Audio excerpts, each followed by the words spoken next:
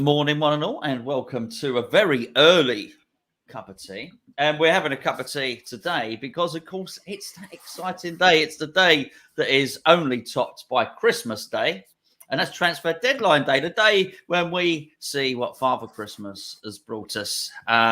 In terms of players, in terms of I'm expecting a new left back, a new centre half, a new striker. We may even get a new midfielder, boys and girls. It's all very exciting. Geo's with me, obviously, for this cup of tea. Geo, you excited? No, I should be. I want to be. I usually love deadline day. Reminiscent of 2015 when we signed 4 players on transfer deadline day, like Alex Song and Michael Antonio, of course.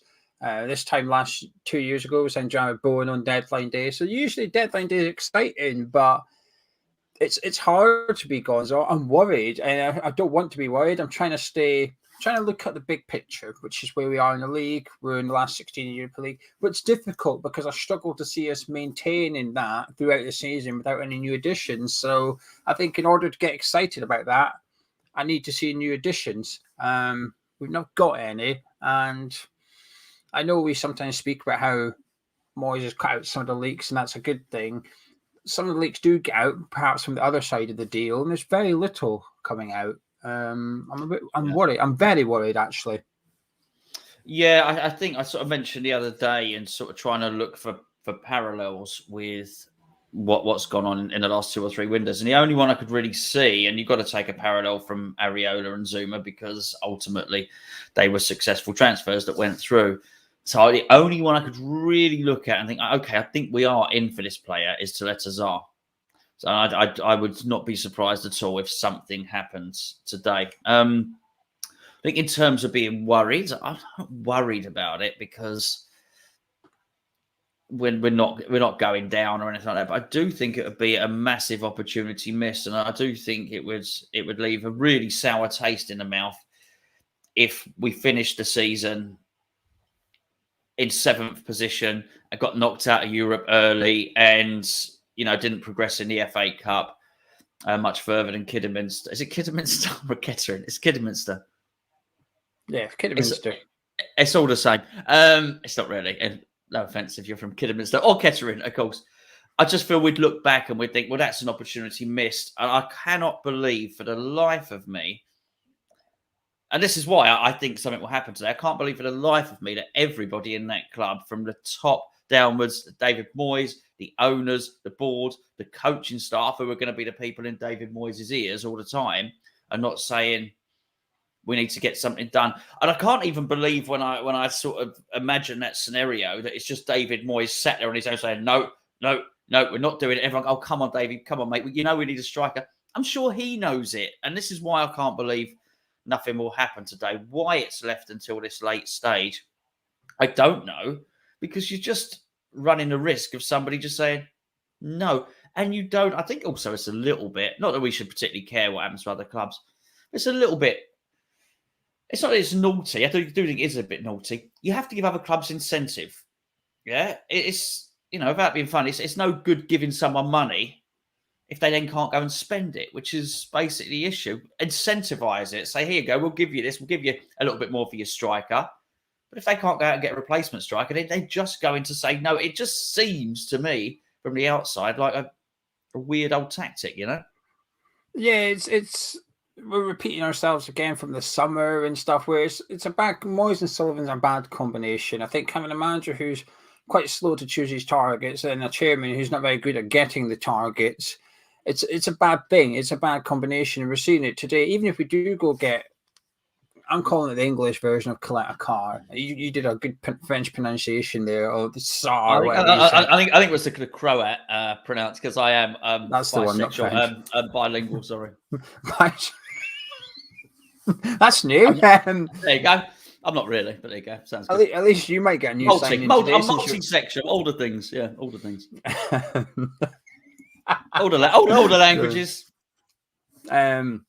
But yes, I wouldn't be surprised if we saw him. He's the one that's most likely, I'd imagine. But it's not enough. I think we need a striker as well, especially at the minute. Michael Antonio last night played his 2nd game for Jamaica in the international big, and he's still got 1 more to go. He scored in it. He scored a penalty. So that's good. Well done, Michael. But my concern is I think we've seen enough evidence in the last month to suggest that we can't compete on all the fronts with the squad that we've got. We can compete on one of them. If Moyes just prioritises the league, that's fine. We'll be all right within that. But it means that we're probably going to have to rotate and to some extent bin off the Europa League, which would be a massive disappointment. We can't do that. And I don't think he will. I think he will try and take both competitions seriously. But I think we don't have the squad available to David Moyes to do that. I don't think we'd manage. I think we'd struggle. And in the end, you'd almost be harming both things. If you concede points in the Premier League because you've only put out 8 of your starting 11, you're keeping some back for the Europa League. Then you go and play the Europa League where you put out your first 11, but most of the players have just played in the league.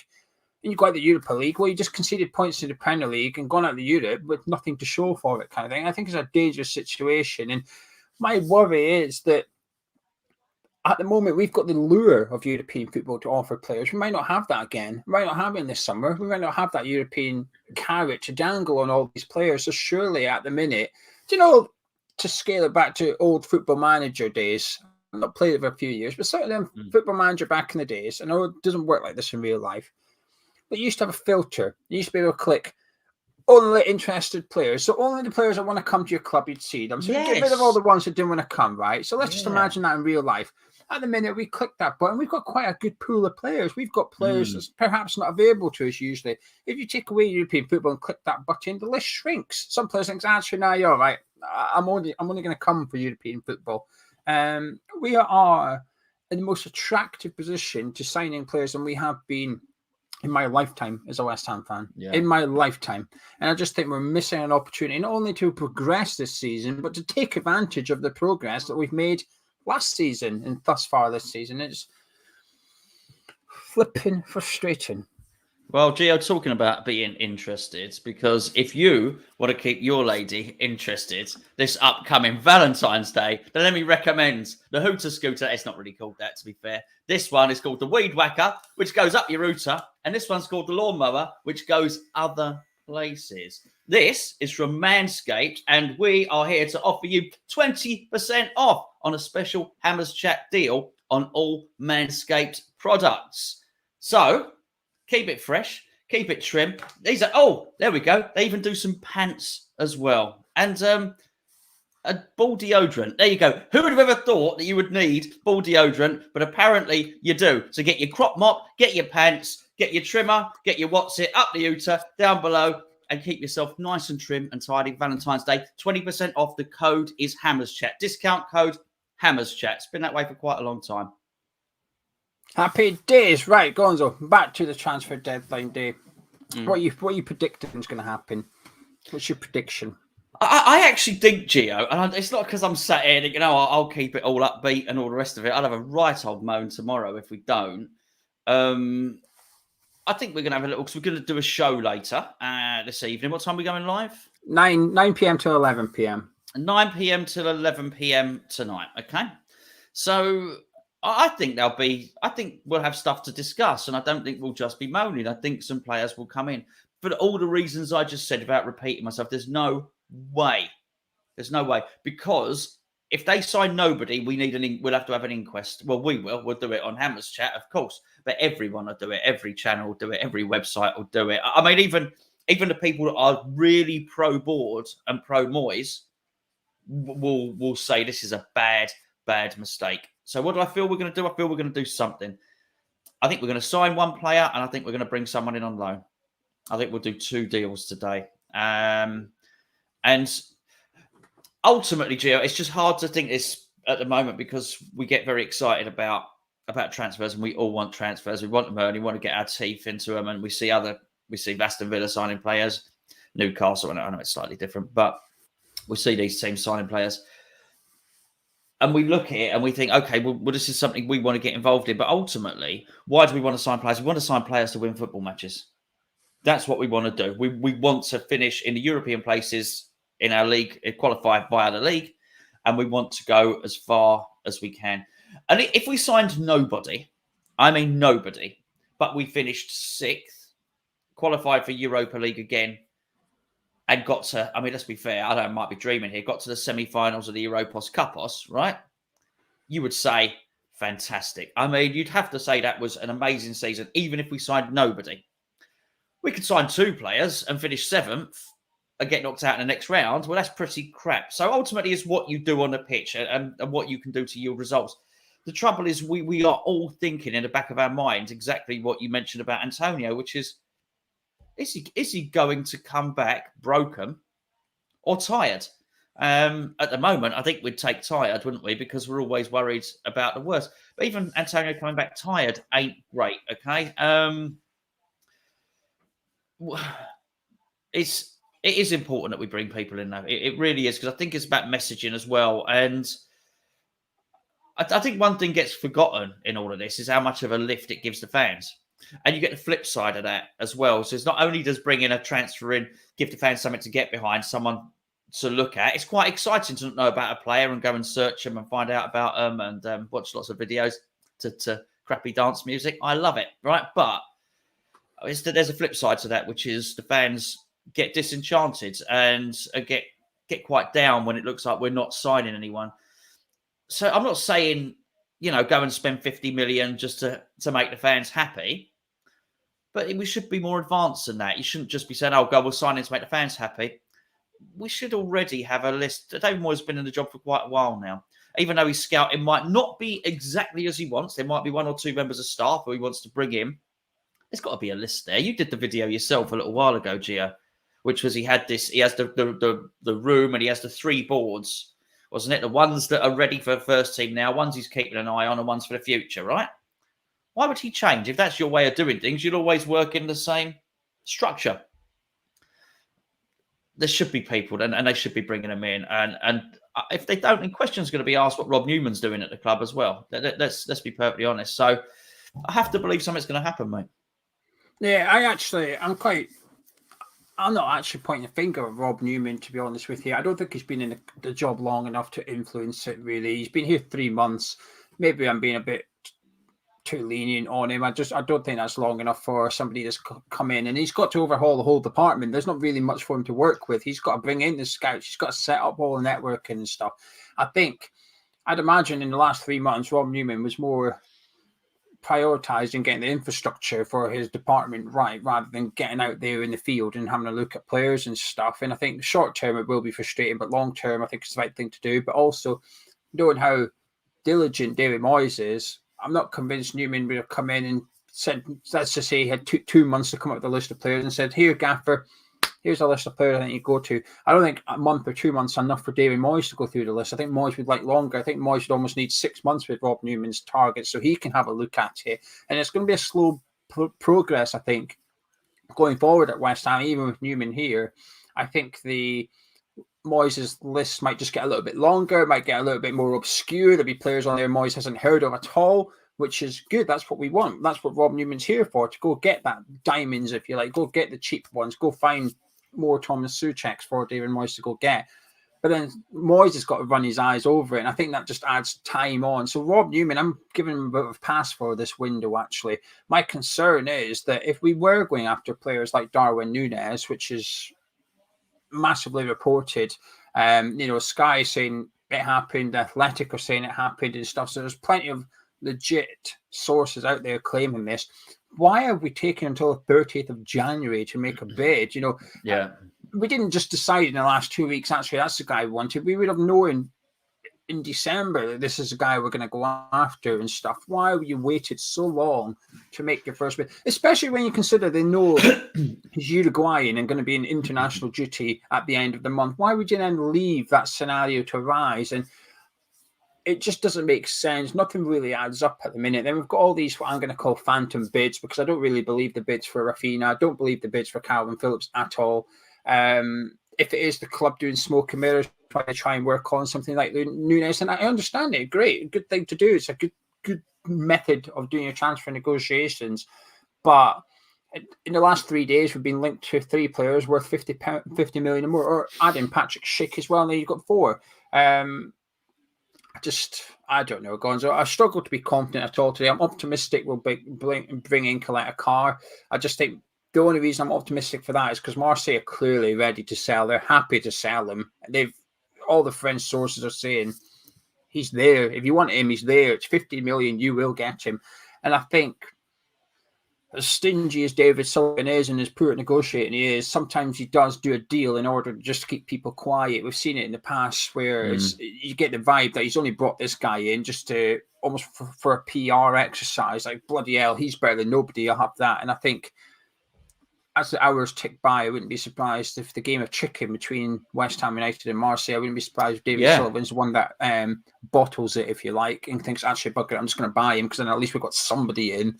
So he's already succeeded in that. I mean, to be fair, if they do get him, he's already succeeded because we were quoted 30 last year. And if he's there saying, they said no at 25 and no at 20, and we're now saying it's a loan, they're saying 15. And don't be surprised if a deal gets done at 10 with 5 add-ons. If that happens, as much as it's been a pain in the arse, you'd have to say that is a successful negotiation. But my goodness, to run it close like that. But let's not hail and praise the signing of the new centre half just yet, because all we've done today is sell a centre half rather than buy one. So not that I'm bothered about that. That's the sort of signing that you would hope that Newman will just highlight a better caliber of player when he makes those punts at 3 million and 2 million and stuff like that. Hopefully when that happens, that's what Newman does. Clearly that guy was brought in. It was nothing to do with David Moyes. David gets him out to Sunderland. It justifies it, though. What does? Selling him for £1 million justifies buying him. He didn't work out. Fine, you sell him. You still get £1 million for him. I think that's good business by West Ham. Yes, but there are far more Alvez's and Haksabanović's than others. So I'm just saying, I agree with the method of doing that. But what I think is, hopefully, they would just highlight better ones, and Moyes feels more of the process, rather than just say, just get him out. I don't want him. He's not going to feature. Hopefully, Moyes has a look. Because it was Moyes that sanctioned the move for John Stones from Barnsley. I don't think he ever played under Moyes, but Moyes sanctioned that at $3.5 million. I said, yeah, get him in, and he's one for the future. So, it's going to be an interesting day. You're going to do updates all day, as I understand it. Yeah, we're going to do one at 12. It's not opinion based. It's literally just an update of what the rumours and what's going on. 5-7 minutes, roughly, just an update of the rumours. Then at 5 o'clock, and then at 9 p.m. we're going live, and a couple of special guests lined up. We've got one of our favourites from the channel who comes on once a year. Maybe we get him on once a year. Special occasions, we roll them out. He's due on at 9:30. He's due on. So we'll be live at 9 to 11, maybe after 11. It depends on all the news and stuff. If we sign a player 10 to 11, then we'll stick around for a little bit longer. But yeah, we've got one big special guest at 9:30, which I'm really looking forward to, and he's always a delight. What about the Benfica guy? Do you think that you don't think that's a real bid? I actually believe the bid. Have you seen him? Have you seen him play? No, I've not really heard about him. I heard of him or that, but I know he's highly held in high regard. And Charlie was the one that was filling me in about him last night. Really, Charlie knows a bit about him, so he'll be on tonight's show as well. So we can ask him. And I know that the striker or Charlie. The striker, that is. I know that Luis Suarez recommended him to Barcelona as well. Obviously, knows him from Uruguay and stuff. So he certainly has a big reputation, scores goals. If you look at his numbers from the Portuguese league and stuff. And actually, he's probably the one that I've not really heard of that you look at, you get a little bit excited. When you get linked to players like Boulaye Dia and stuff, you look at bits and pieces and you think, whatever. But this one you see, you think, actually, hang about, this guy seems pretty decent. But I believe we bid. Yeah, but I mean, he looks okay. He looks. I mean, he's a lump. Funny enough, he looks like that Ben Brereton Diaz. They very similar actually to the Blackburn striker, but obviously at a different level. Big player, finisher. I don't look at him and doesn't strike me as being a Moyes type player. I've got to be said, but he's a battler. But they all are. Those Uruguayans are very attritional. Yes, that's right. He's a six-yard box player, which is why I thought that. But I'll go back to what I said earlier. Where is the benefit to Benfica? And when you buy anything from anyone, I don't care what it is, all right? There has to be a benefit for the buyer and the seller. I'm getting something that I want, and I'm giving you an amount of money that will benefit you and allow you to make a profit and then reinvest. And I don't care whether it's a pint of milk or a footballer, right? There has to be a benefit.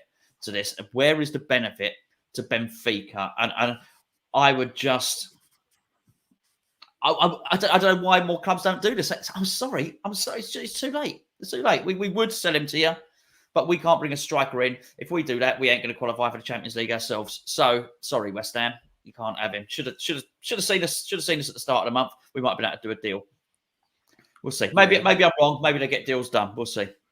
Do you think we've got 50 million?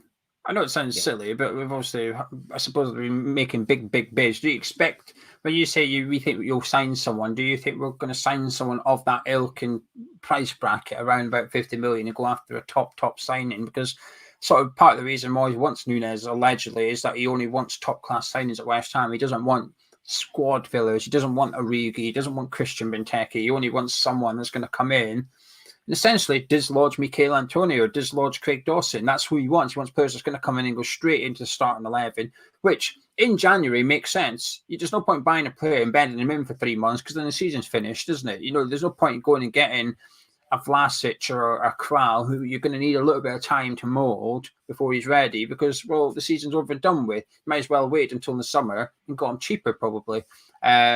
So it sort of makes sense a little bit. So do you think we're going to spend some big readies? No, I think we've got it, which was your first question. Are we going to spend it? I just don't know. I agree with that, but I think there's room for doing both. I really do. I absolutely agree with that. I think the striker that we bring in on the big money must be comparable or better than Michail Antonio. Otherwise, what's the point? Give Moyes the headache. Then actually, when we got that game, you might be thinking, actually, I might play Antonio left wing or something in this game and do something a little bit different, which I know you like that idea yourself. So yes, I think we got 50. Do I think we got 50 million? Yes. Do I think we got 150 million? No. The other thing when I look at it as well is take Newcastle, for instance. It just goes to show that you can bring players in who are going to accept that they're going to be squad players. And I will demonstrate that by raising the name of Chris Wood.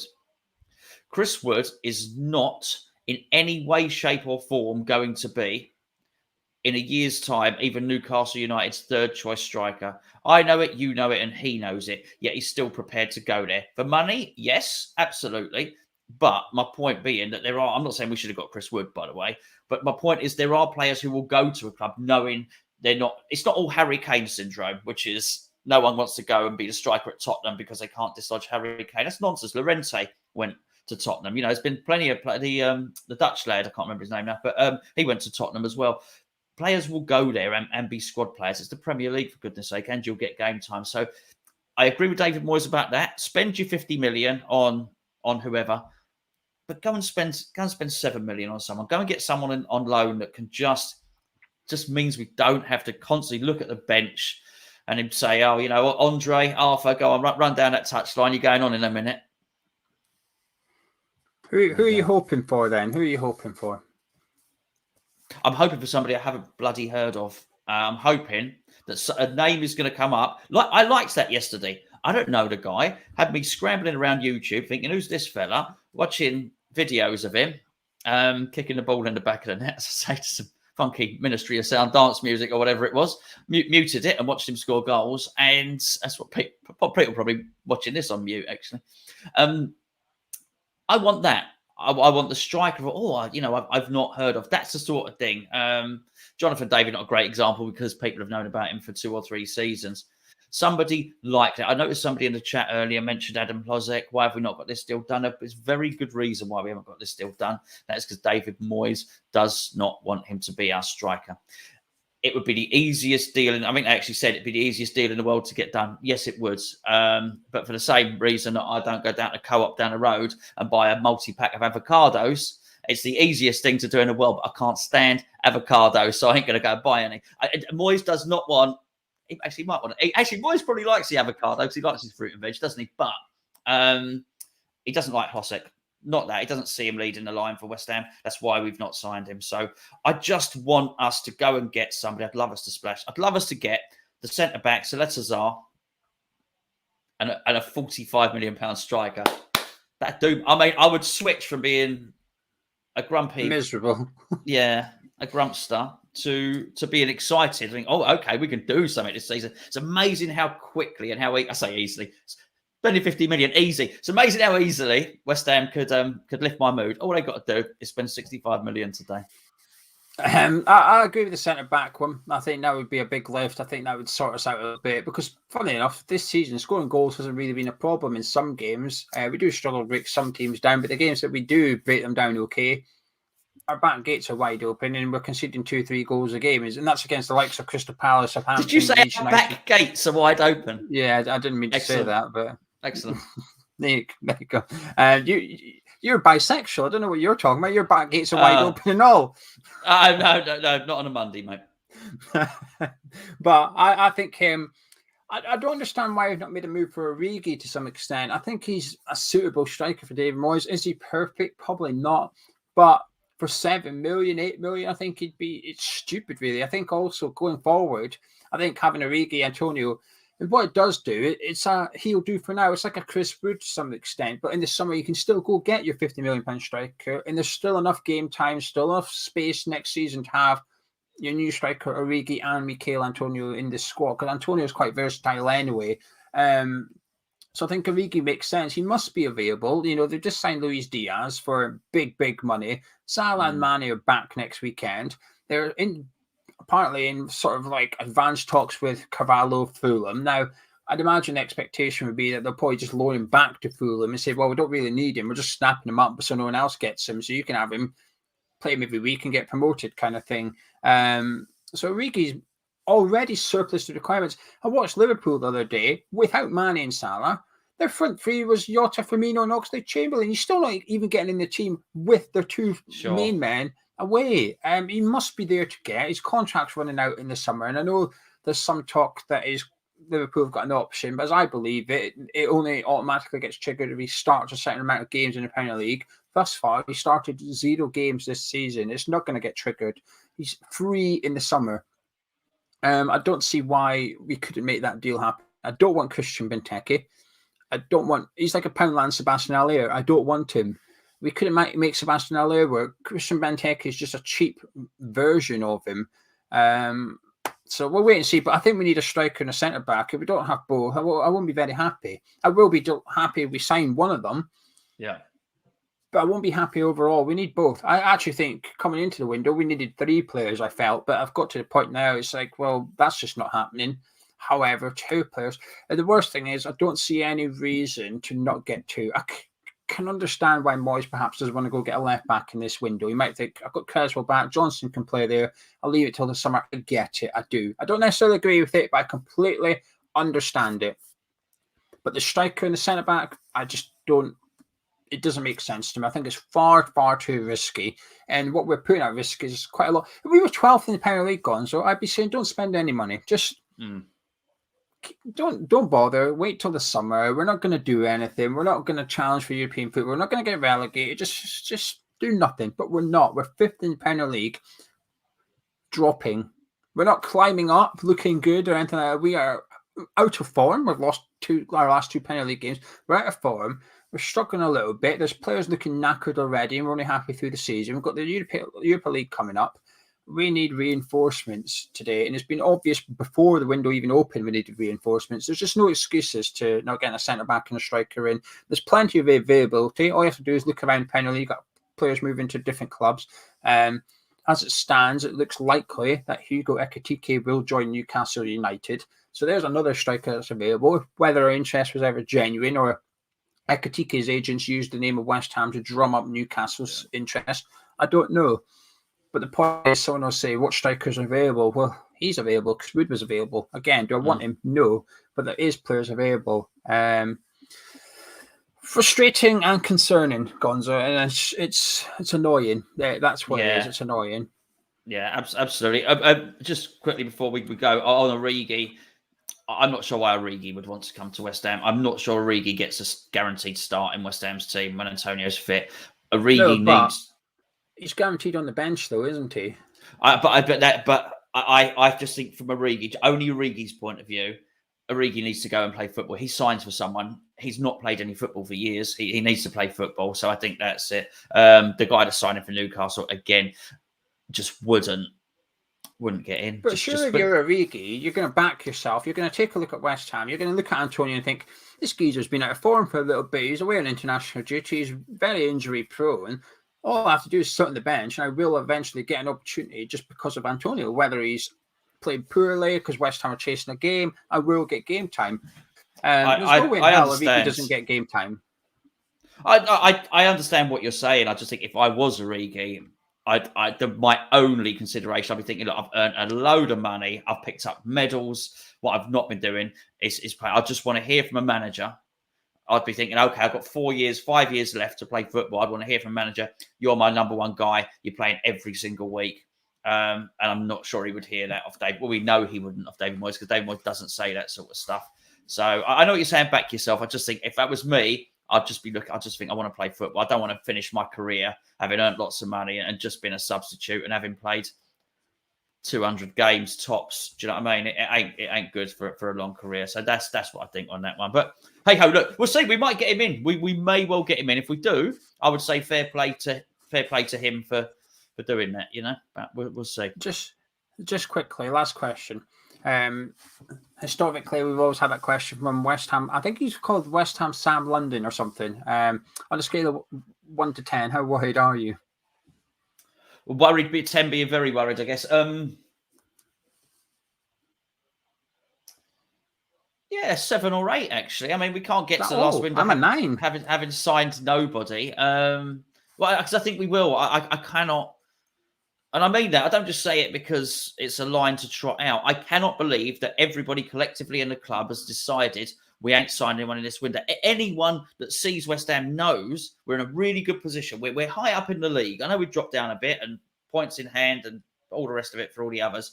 But we're really high up in the league. Again, we're in a knockout stage of European football and we're in the FA Cup. I cannot believe that everybody at the club hasn't thought 2 more players and we can really push on and do something special this season. They must do. Don't tell me that Kretinsky has just bought all that much just to watch us become worse than when he joined and see his share value dwindle, or drop or whatever. I think for him to buy the rest, he buys them at the same price. But you know what I mean? The fact of the matter is, West Ham don't qualify for Europe next season, but then we're worth less. I just can't see it. None of it makes sense. David Moyes, Stuart Pearce, Nolan, Kretinsky, Sullivan, Newman, all these people, there's no way collective they have all looked at, do you know what we got, that's enough. That'll do us. I can't believe it. Unfortunately, the man signing the cheque at the end of the day is still David Sullivan. And as you've just rightly said, Sullivan and Kretinsky have already agreed the share price for the sale of the club in the future. What is David Sullivan's motivation and ambition to get West Ham further up the table? He ain't got one. Whether we are 5th, 4th, 6th or 10th, Sullivan's already secured the sale of his price, arguably to avoid missing out. It's to some extent in Sullivan's best interest that we don't finish in Champions League. Otherwise, he's just made a massive boo-boo in agreeing a share price while we're in Europa League. He's missed out on potential millions from Kretinsky. The motivation from Sullivan is no longer what it was 6 months ago, a year ago, 2 years ago, whatever, at West Ham, because he's done what he was set out to do, which is come in, turn the club round to some extent, and sell it at a profit. And he doesn't make the sale.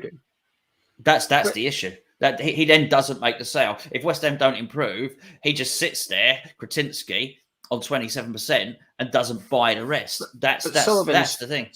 I bet you Sullivan's confident as long as we're a top half team, Kretinsky will buy the rest of the football club.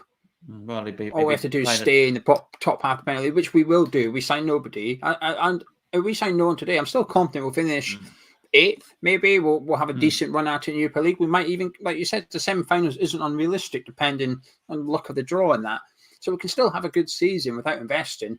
I'm not sure we'll have a fantastic season. I'm just not sure the motivation for David Sullivan to push West Ham on and go and do that, which is a shame at the end of the day. We're verging on potential success at West Ham. The chance of us getting silverware this season are higher than ever. You just think if Sullivan was to go there, back the manager, and we were to get silverware, he could walk away from West Ham, looking back at it and claiming he was a good chairman. It would be, to some extent, perhaps not West Ham fans, but certainly neutrals would agree with him and say, well, actually, you kept them in the Premier League and you won silverware, you took them to European football. That is good work from a management point of view. Well, he's not.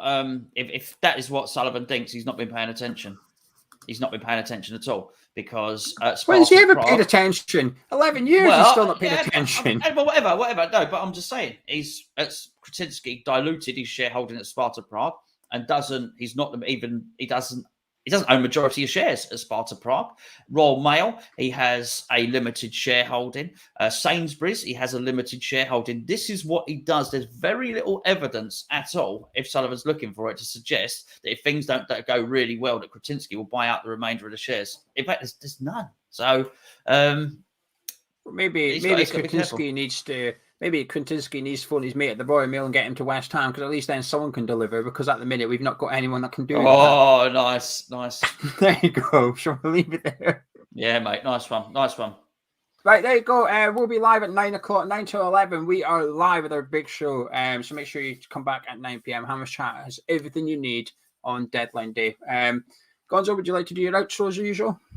Not really. No, I'm going to sit here for a while. Actually, I'm going to need to make another cup of tea. So thank you for joining us for this particular cup of tea. You're going to have to hit the end button. Please do, as Geo would always say, like, subscribe. And if you're new around here, which you're not, you're all old and stale and grumpy because we've signed nobody. But don't worry, I'm old, stale and grumpy. Geo is just stale and grumpy. Keep an eye over on the main channel all day long for Geo's updates. Next one at noon, which is quite soon. And we'll see you at 9 p.m.